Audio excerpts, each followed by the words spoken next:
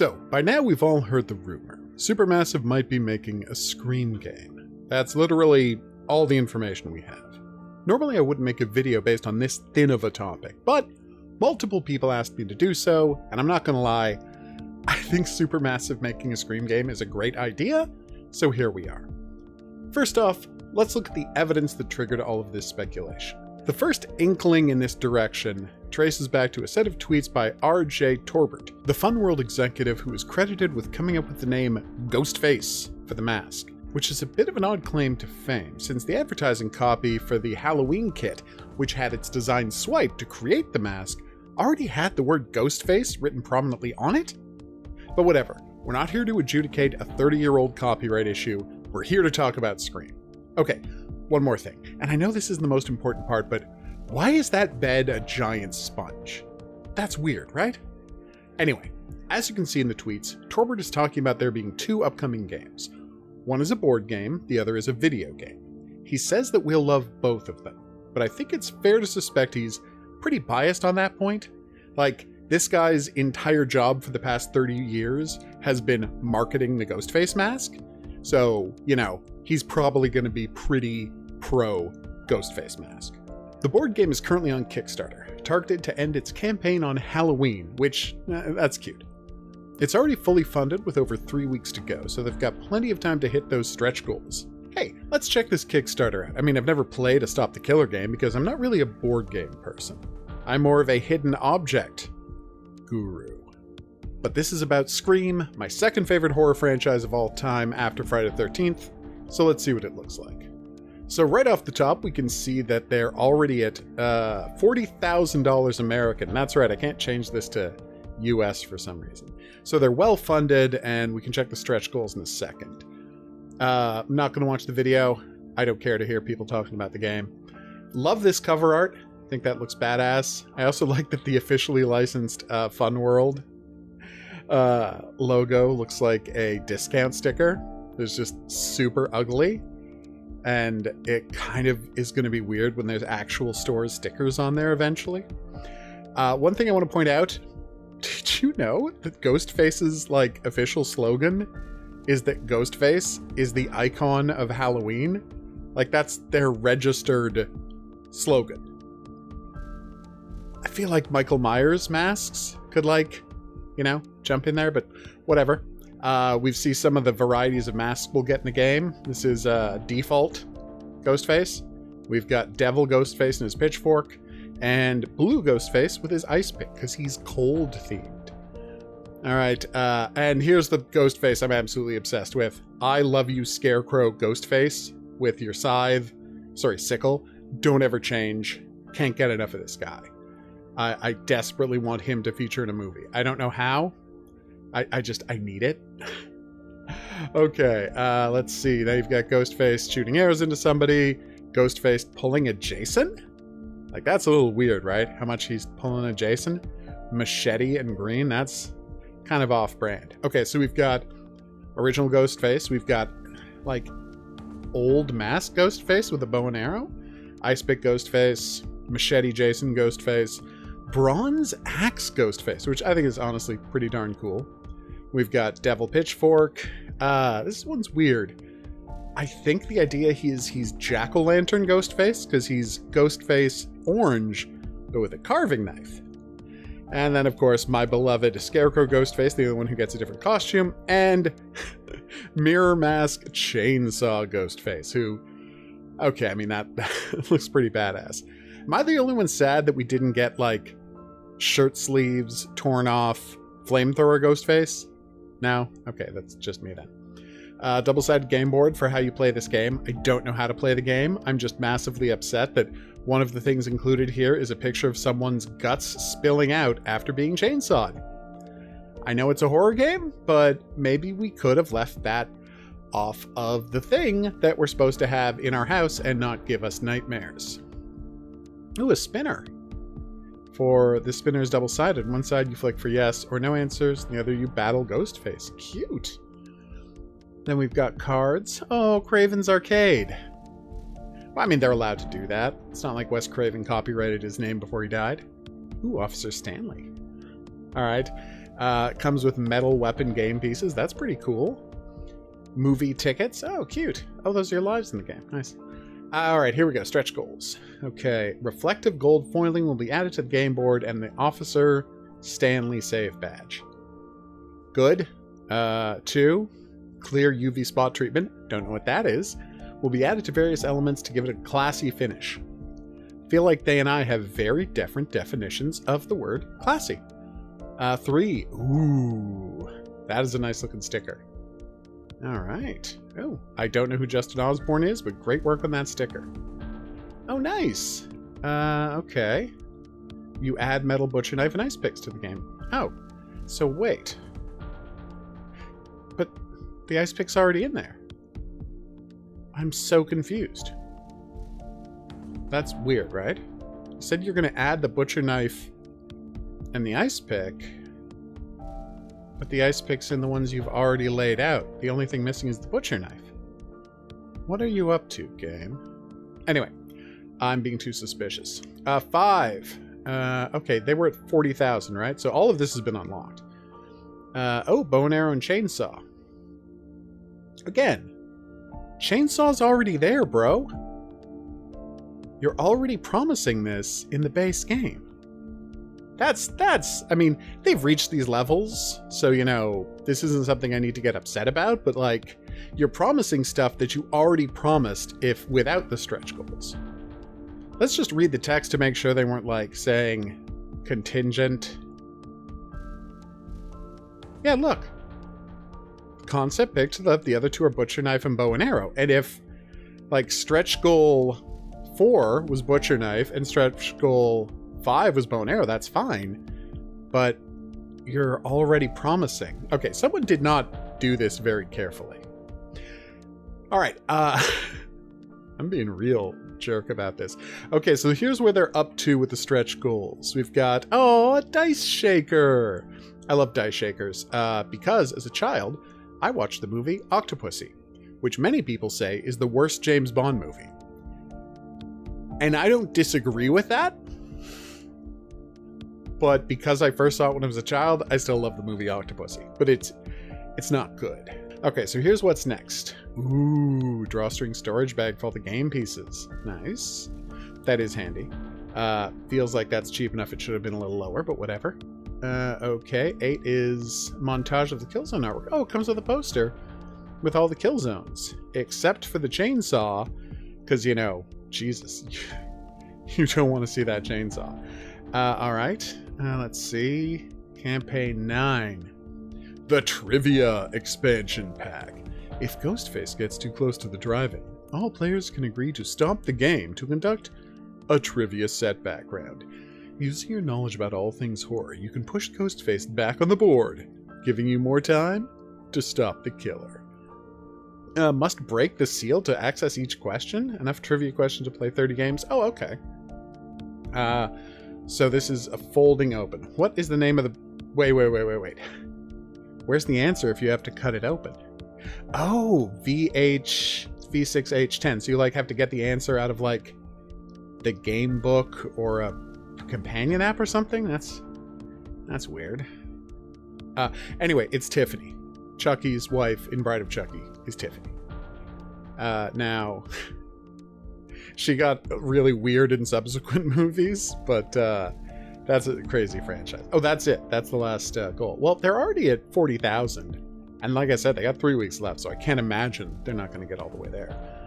Exclusive add-on. Stop the Killers introducing a brand new line of solitaire-style horror movie-themed card games called Hex Decks. Oh, and they're starting with Ghostface. So you build a matching card deck, and there are killer pieces. You know what? I could see doing that. And, oh, Ghostface novels. Yeah, I read about these. I'm not gonna lie, I'm very excited about Ghostface novels. Reward levels. Okay, so reward level 1. $59 is one game, including all stretch goals to have been unlocked, including the trivia expansions. Nice. Worldwide shipping. Yeah, $60 American all-in for a classy board game and worldwide shipping. That's really good. Okay. 2 games for $99, so another $40 to get your second copy of the game. 1 to give away. And $149 gets you 3... Wait? I'm so confused. So the first game, $60. Second game, $40. Third game, $50. Why would anyone buy that third game? Like, you see my point? If... you'd think it would get cheaper with each one. Is it a sunk cost thing where it's like once you're up to 2, they think, okay, now we can gouge them for an extra $10 because they know if they come back and want a third copy, it's going to cost them the full 60 again? Like, that's weird. That's a weird pricing structure, right? I mean, it's just, to me, maybe they just were desperately wanted to get the 2 games to 99, and this one is just we don't think anyone's going to order this, but, you know, if someone wants to give us $10 extra, go for it. Because let's say, if I wanted 6 copies of Ghostface, right? So let's say I wanted 6 copies of Ghostface the game. I could pay $298 by getting Tier 3 twice. Or I could pay $297 by doing Tier 1 and 2 3 times. Now that's a lot of work to go through to save $1, but I still feel like it's not a good deal to pay more. What is Stop the Killer? So Silent Night, Deadly Night, My Bloody Valentine, Halloween 2. I mean, I do love all of those movies. And fun fact, I watch, of these 4 films, I mean, I'm calling Ghostface, just for the purposes of this statement, Ghostface is representing Scream. I think we can all agree with that, right? But yeah, I watch 3 of these 4 films a couple dozen times a year. So yeah, pretty big fan. Silent Night, Deadly Night is the one I never rewatched, because it's an unbearably slow-paced and deeply unsettling movie. So there you go. Okay, so that is Stop the Killer Ghostface. Am I going to buy this? Well, I got 3 weeks to decide. I might buy this. I'm a big Scream junkie. I don't think... If I told you how many times I've seen the movie Scream, you probably wouldn't believe me. But here's a fun fact that is easy to believe. I bought the movie Scream on DVD before I had a DVD player. That is a true and disturbing fact about me. 20% of your audience doesn't know what a DVD player is. Of course, as you noticed, the word Scream never really comes up in there, like it never came up in the Dead by Daylight Ghostface expansion. That's because Ghostface was an existing mask that was licensed for use in the Scream films. Although Funworld didn't actually copyright the mask until Wes Craven expressed interest in using it for Scream. So really they could have just had K&B make a copy of the mask and not tell anyone what they were inspired by, the same way Funworld did when they copied the Altarian Ghost Factory's Whaler mask to make their then unnamed Screaming Ghost mask. In fact, K&B did make slightly changed copies of the mask before the deal was done, assuming that if they couldn't make the deal, they just use the mask anyway, and you can't really sue over a similar mask design. And apparently eagle-eyed viewers could tell the difference between the masks in the Principal Himbry and Casey Becker murders, also Steve Orth. Everyone always forgets him. And the mask that appears in the rest of the film, because those scenes were shot first. But again, I'm not here to talk about the copyright history of the Ghostface mask. I'm just going to drop a link to the Fangoria investigative report where I learned all of this in the description below the video. The point is, Dimension didn't buy all of the rights to the mask in perpetuity or anything like that. So as a consequence, not only do they have to keep paying to use the mask in Scream films, Funworld is free to do whatever they want with the mask otherwise. Funko Pops, Dead by Daylight characters, and yes, a board game. I'd assume they have to have some kind of a non-compete in the contract that says they can't license the mask out to other horror movies? But whatever the contract looks like, it sure didn't stop the aforementioned R.J. Torbert from writing a set of those Ghostface novels, which I'm basically obliged to read and review at this point, right? Like, now that I know that they exist, how can I not? This licensing agreement is why the Ghostface mask didn't appear in the first 2 seasons of the Scream TV show. I guess MTV wanted to save some money and wound up just absolutely undercutting the brand.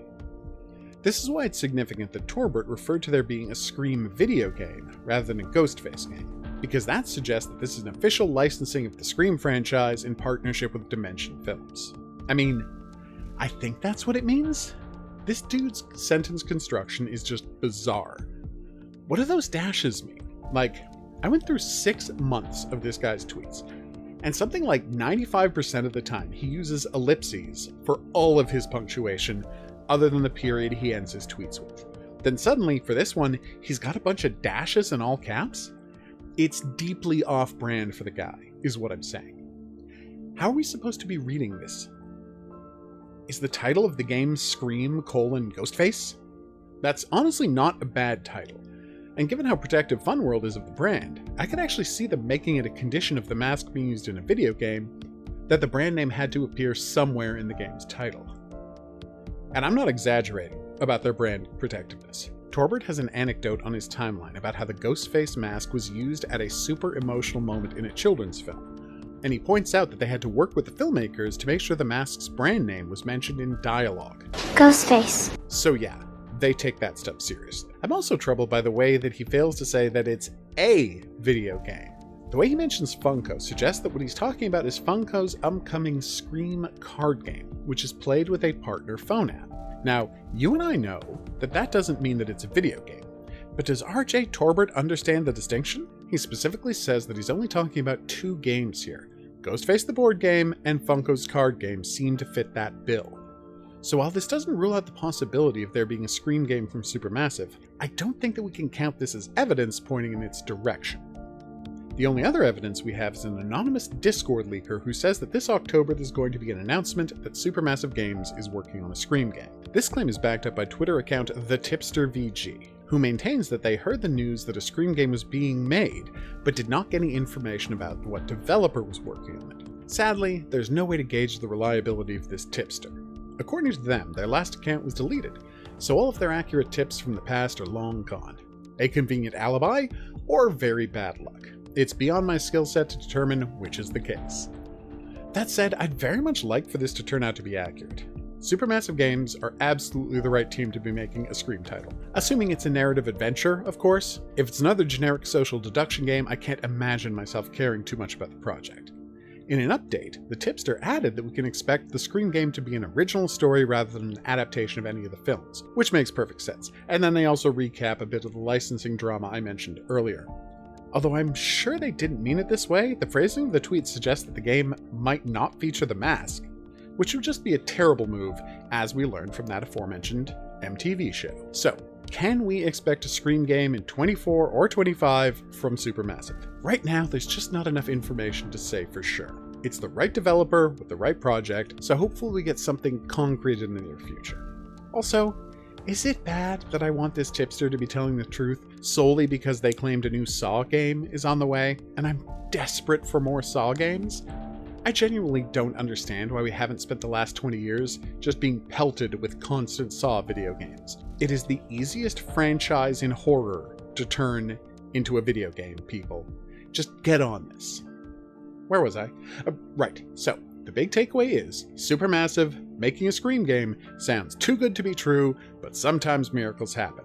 We should all consider checking out the Ghostface board game, and I've got to go buy some novels. For now, though, I've been the Hidden Object Guru. Thanks for watching. If you had a good time and you'd like to see more, there's buttons coming up to help you with that. Questions, suggestions, and ideas for what topics I should cover next, go in the comment section below the video. I'll see you back here for more Supermassive Games videos, but until then, I'll say that's right. Au revoir.